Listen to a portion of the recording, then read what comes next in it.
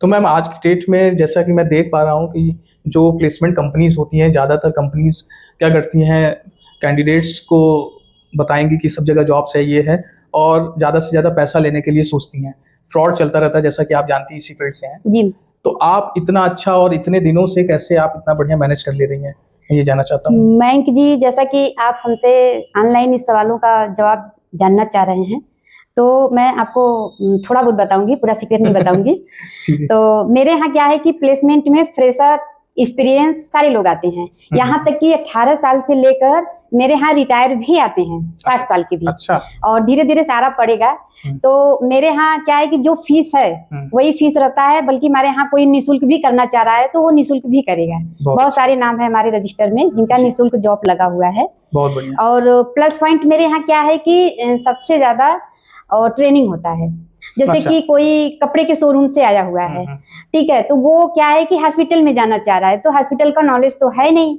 तो जो लोग वैकेंसी मांगते हैं उनका भी कहना यही है कि थोड़ा बहुत नॉलेज होना चाहिए, तो हम उनको यहाँ पे ट्रेनिंग देते हैं। तो इस वजह से यही है कि मैं सक्सेस हूँ 2017 से आज तक में।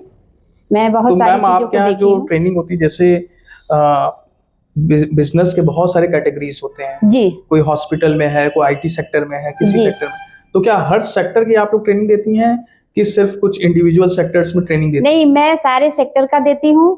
और मैं ये बताना चाह रही हूँ कि मैं सारे ट्रेनिंग से जुड़ी हुई भी हूँ। अच्छा। कि जैसे सपोज दैट सीसी कैमरा हो गया या वेबसाइट जैसे आपका चलता है, तो हम ये कहते हैं कि सर आप 1 घंटे आके एक बच्चों का क्लास ले लीजिए। अच्छा। तो वो सर जो है आते हैं यहाँ पे क्लास वगैरह लेते हैं। ओके।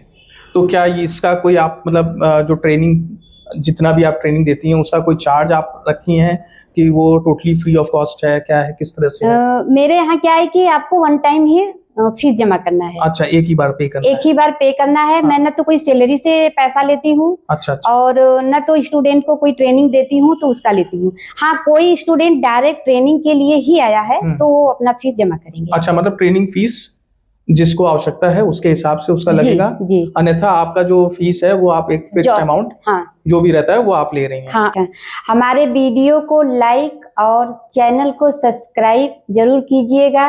धन्यवाद।